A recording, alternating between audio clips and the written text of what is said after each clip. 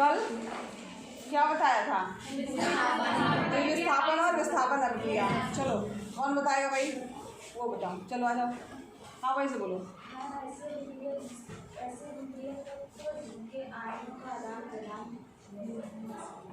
आयनों का आदान प्रदान होता है। सही बोल रही है? Yes ma'am. कोई बोल ही नहीं रहा, मतलब किसी ने कुछ पढ़ा ही नहीं था क्या?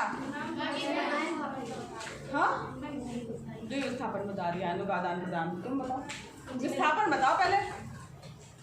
संजीन अभिक्रिया में अधिक क्रियाशील तत्व पदार्थ तत्व किसी कम अधिक क्रियाशील तत्व को आपस में प्रतिस्थापित कर देता है, तो उसे उसको हटा करके रिप्लेस करके अपना स्थान ले लेता है, उसके साथ में जो चीज़ है उसको छीन लेता है, जुड़ जाता है, तो हाँ ठीक है, विस्थापन अभिक्रिया। ठीक है। और द्विविस्थापन इसने जो बताया, आयनों का जो है दोनों तरफ से आयनों का आदान प्रदान अगर हो जाता है तो द्विविस्थापन अभिक्रिया। बैठो, थोड़ा जाके पढ़ा करो, नोट्स बनाओगे तो अच्छे से याद रहेगा।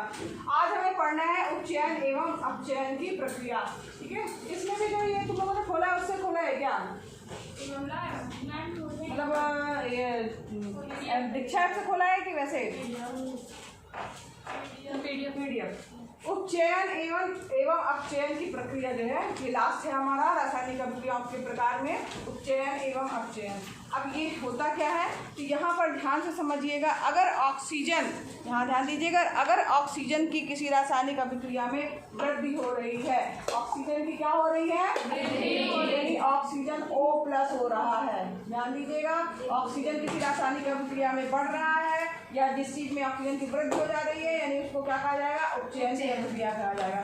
साथ ही साथ इसमें कहा जाता है हाइड्रोजन का लॉस भी बताया जाता है कि अगर हाइड्रोजन का लॉस हो रहा है तो वो कौन सी अभिक्रिया होगी? उपचयन की अभिक्रिया होगी। अपचयन की अभिक्रिया क्या है? जिसमें ऑक्सीजन की कमी होती है और हाइड्रोजन की जो है वो बढ़ोतरी होती है, ऐसी अभिक्रियाएं क्या होती हैं? वो अपचयन की अभिक्रियाएं कहलाती हैं। तो यहाँ पर अगर समझ में आ रहा सबको, ऑक्सीजन बढ़ा, ध्यान दीजिएगा, बहुत अच्छे से समझिएगा, ऑक्सीजन बढ़ा, हाँ हाइड्रोजन घटा। ठीक है। तो मेन चीज याद रखिए, अगर ऑक्सीजन बढ़ रहा है तो क्या हो गया? उस चीज का उपचयन हो गया। अगर ऑक्सीजन कम हुआ, अपचयन हो गया। ठीक। आप देख के बता पाओगे कि इसमें उपचयन हो रहा है कि अपचयन हो रहा है। और कई बार ऐसा होगा दोनों चीज एक साथ होंगी, उपचयन भी हो जाएगा, अपचयन भी हो जाएगा। तो ऐसी अभिक्रियाएं जो होंगी वो आगे हम पढ़ेंगे कि क्या उनको बोला जाता है। तो यहाँ पर हमने क्या किया है, कॉपर का जो है एक चूर्ण ले लिया है। चाइना डिश जो होती है वाइट कलर की, जो लैब में देखी थी वाइट कलर की थी ना, कटोरी जैसी, तो वो है चाइना डिश। उसको जो है तिपाया स्टैंड है, ठीक, वो भी देखा था। तो उस पर जो है रख के, बर्नर नीचे रख करके उसको गर्म करते हैं, जाली लगा करके उस पर। तो जब गर्म करते हैं हम, तो आप देखेंगे कॉपर का कलर पता है कैसा होता है? कैसा होता है? कोई बताओ भाई, कॉपर देखा है? तांबे का बर्तन देखे हो? मतलब कॉपर बोलते तो नहीं पता, तांबा के बर्तन बोले तो पता है। जाने रहो, साइंस के स्टूडेंट, साइंस पढ़ रहे हो, फिर पढ़ाई का तो यही मतलब है ना। तांबा का बर्तन तो तुम लोग घर में सब लोग, मम्मी लोग बोलती होंगी ये तांबे का लोटा है ना, ये तांबे का बर्तन है, तो उसको जाने रहो कि कॉपर बोलते हैं। उसका कलर कैसा होता है? ब्राउन और पिंक सा मिला हुआ होता है ना, ऑरेंज उस टाइप से। तो जब उसको हम गर्म करते हैं तो वो क्या हो जाता है? काला हो जाता है। कई बार आप ऐसे भी देखे होंगे कि बहुत दिनों तक अगर वो रखा हुआ है तो भी उसमें काली काली सी परत या काले काले से धब्बे हो जाते हैं। क्यों होते हैं, कभी सोचा है क्यों होते हैं? क्योंकि उसमें ऑक्सीजन जो है वो अभिक्रिया कर ले रही है उस तांबे के साथ में, कॉपर के साथ में। जब उसको गर्म किया जाता है तो गर्म करने से क्या होता है, तुरंत, जब अगर तुरंत कोई चीज़ देखनी है, आपको रिजल्ट देखना है, उसको आप जब गर्म करेंगे तो कॉपर जो है वो कॉपर ऑक्साइड में बन जाएगा, उसके ऊपर एक काली सी परत चढ़ जाएगी, जिसको क्या कहा जाएगा? कॉपर ऑक्साइड की परत चढ़ गई है और ये काला काला जो है वो हो गया है क्या? आपका तांबा या कॉपर। ठीक। तो इसको अगर हम ये नोट करना हो तो कर लीजिएगा। ठीक, ये नोट कर लिया? चलिए इसी में देखिए, समझिए आगे।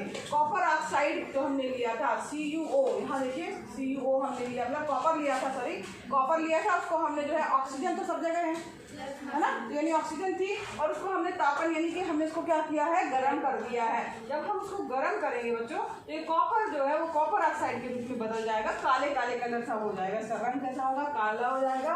और ये इसमें हो क्या रहा है, यहाँ पर आप अगर देखेंगे तो ये कॉपर में ऑक्सीजन क्या हो रहा है? जुड़ जा रहा है। ऑक्सीजन क्या हो रहा है? जुड़ जा रहा है। तो इसमें क्या कहा जाएगा?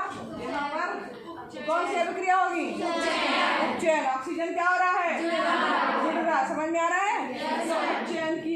अभिक्रिया होगी, ऑक्सीजन जुड़ रहा है, उपचयन की अभिक्रिया होगी। ऑक्सीजन जुड़ रहा है, क्या होगा?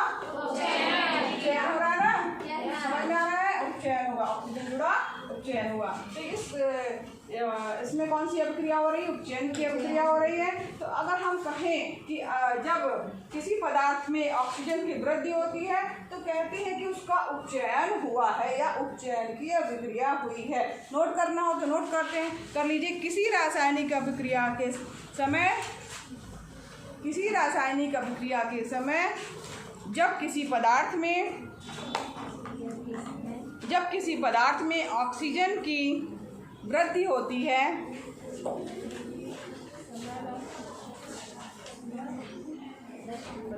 अभिक्रिया के समय जब किसी पदार्थ में ऑक्सीजन की वृद्धि होती है या हाइड्रोजन का ह्रास होता है तो कहते हैं उसका उपचयन हुआ है, या ऐसी अभिक्रियाएं उपचयन अभिक्रियाएं कहलाती हैं। हाइड्रोजन का ह्रास मतलब होता है कमी, ठीक है।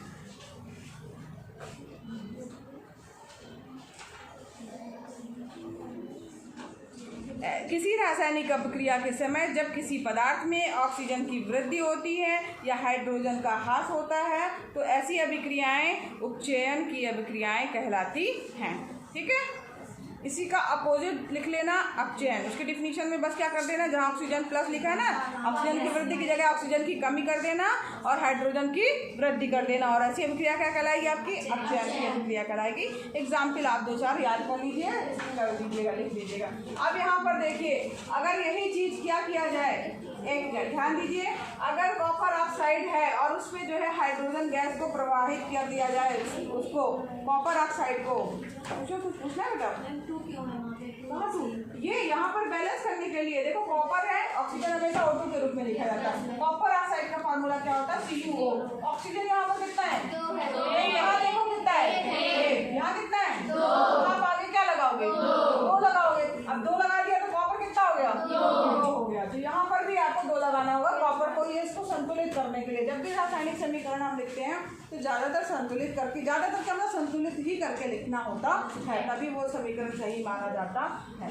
तो यहाँ पर देखो, अब दूसरी चीज़ हम क्या कर रहे हैं, हमारा कॉपर ऑक्साइड बन गया, ठीक, काली परत चढ़ गई। अब हमने क्या किया, उसमें हाइड्रोजन गैस को प्रवाहित कर दिया, यानी हाइड्रोजन के साथ में अभिक्रिया करा दी, तो जो है उसकी काली परत जो है वो भूरे रंग की हो जाएगी, यानी कि इसमें कोई ना कोई अभिक्रिया हो गई है, विपरीत अभिक्रिया संपन्न हो गई है, और जो है वो वापस जो है पुनः जो है हमें भूरे भूरे रंग का जो है जिस तरीके का कॉपर था, यानी जो हमारा तांबा था, वैसा ही प्राप्त हो जाएगा। तो यानी यहाँ पर हमने CuO था हमारे पास में, ऑक्सीजन जो है यहाँ पर हमने जोड़ा।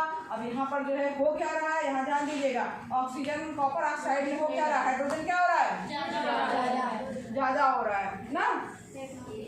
और हाइड्रोजन जो है, एक मिनट, नहीं दिख रहा क्या हुआ, ये दिख रहा है ना, यहाँ ऑक्सीजन जो है वो उनको नहीं दिख रहा है तो यहाँ पर ऐसा करते हैं, इसको ऊपर कर लेते हैं ना, ऐसे ये आप देखिएगा सबको, ठीक है।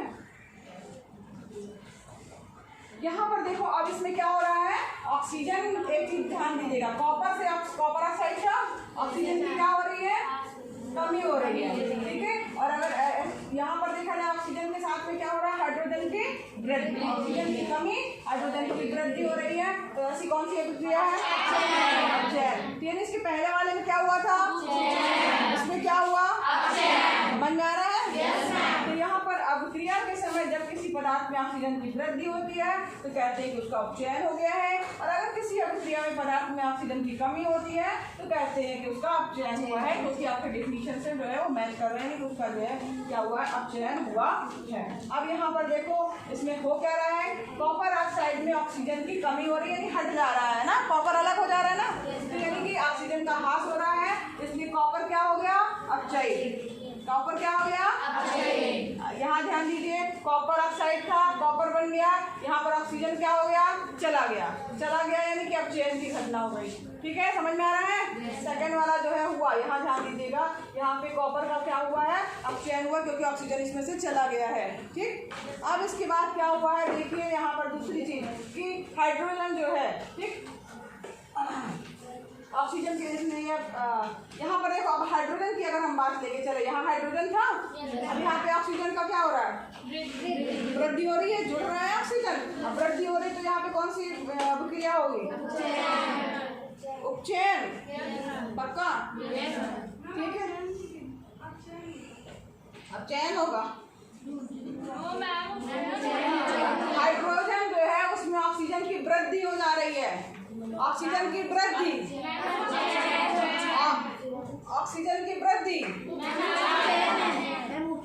कौन अपचयन बोला पहले ये बताओ? मैंने देखो बहुत अच्छे से बताया, जो पहला वाला हमने लिखा था वो क्या था? उपचयन। उपचयन में मैंने क्या बताया था? O प्लस, ऑक्सीजन की वृद्धि क्या होगा? ऑक्सीजन की वृद्धि क्या होगी? अभिक्रिया उपचयन। ऑक्सीजन वृद्धि, फिर से नोट करो, इसलिए मैंने नोट कराया था, ऑक्सीजन की वृद्धि।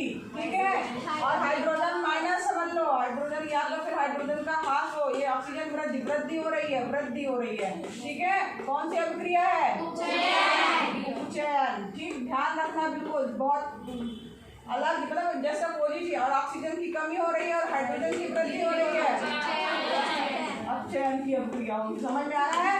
अब यहाँ पर जो है इसमें कॉपर की अगर हम बात करें, कॉपर ऑक्साइड की बात करें, इसमें से ऑक्सीजन निकल करके कॉपर बन जा रहा है, यानी ऑक्सीजन क्या हो रहा है?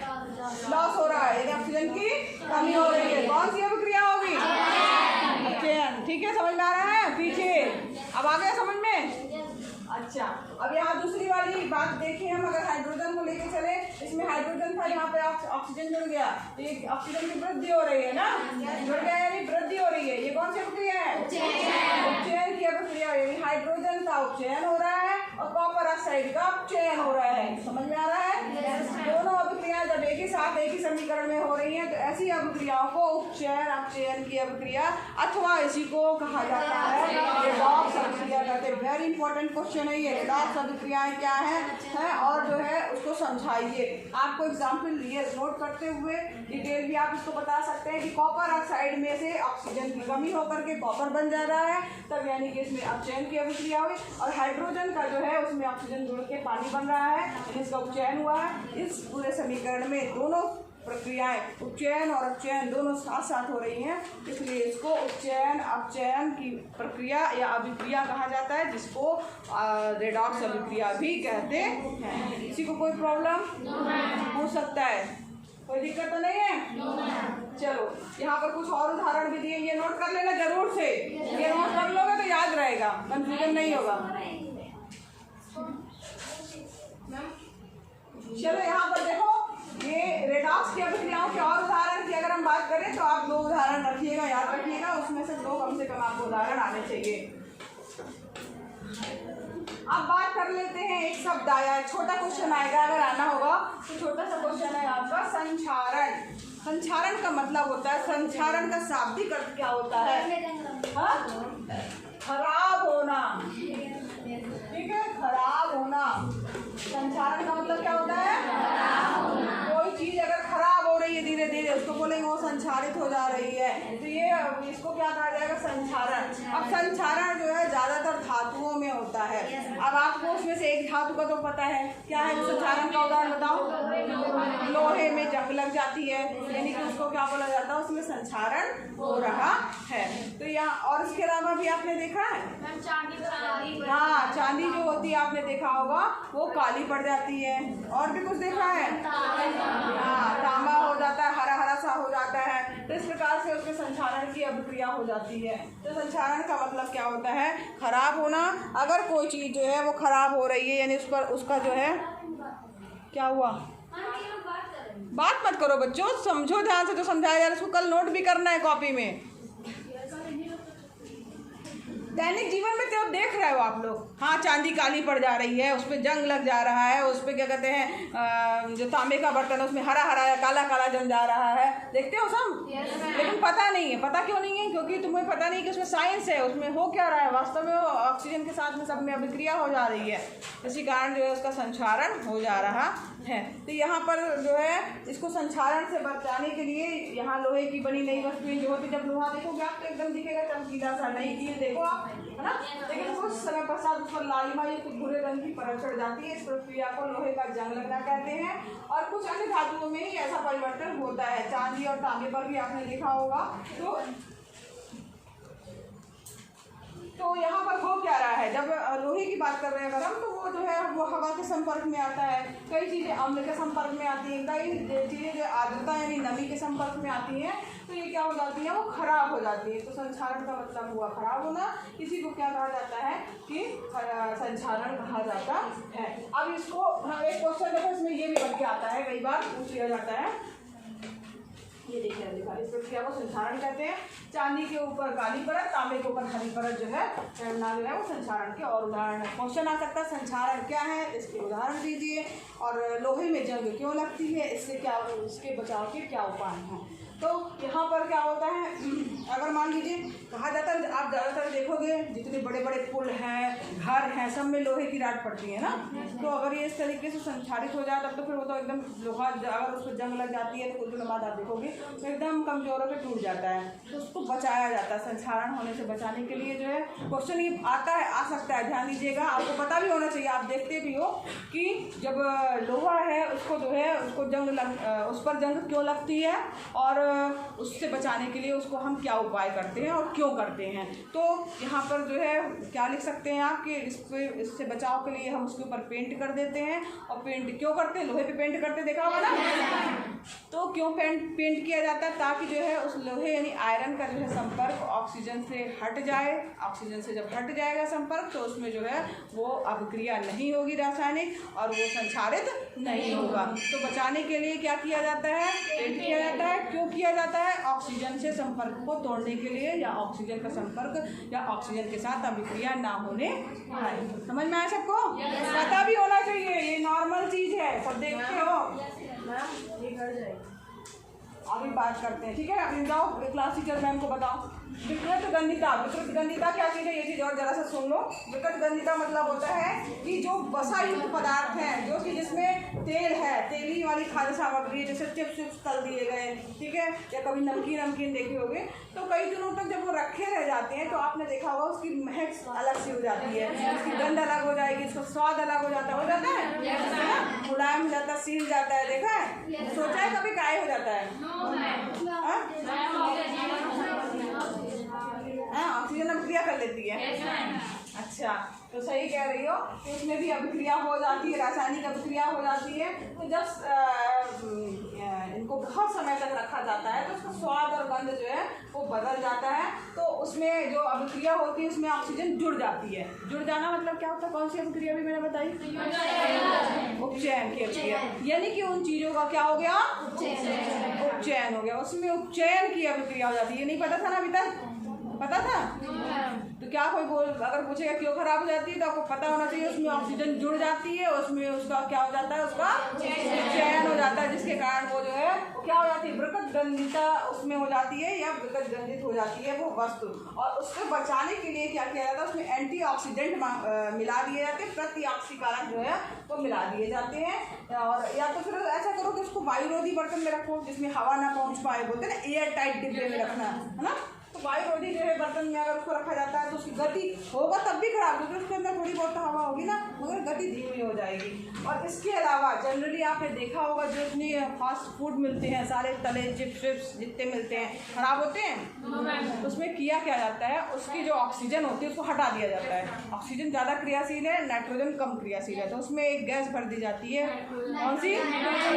Nitrogen gas. उसमें रिप्लेस कर दिया जाता है ऑक्सीजन को नाइट्रोजन से। नाइट्रोजन जो है वो अक्रिय गैस है, बहुत कम क्रियाशील गैस है, जिसके कारण जो आपकी वो चिप्स हैं वो उसी तरीके से बने रहते हैं, उसी का टेस्ट खराब नहीं होता। आप घर में तल के चिप्स रख दीजिए, खराब हो जाएगा, है ना। लेकिन वो पैकेट वाला चिप्स खराब होता है। समझ में आ गया सबको? तो ये यहाँ पर ये आज चैप्टर जो है वो खत्म हो गया। इसमें क्या हुआ कि नाइट्रोजन जैसे कम सक्रिय गैस से युक्त कर देते हैं ताकि चिप्स का उपचयन ना हो।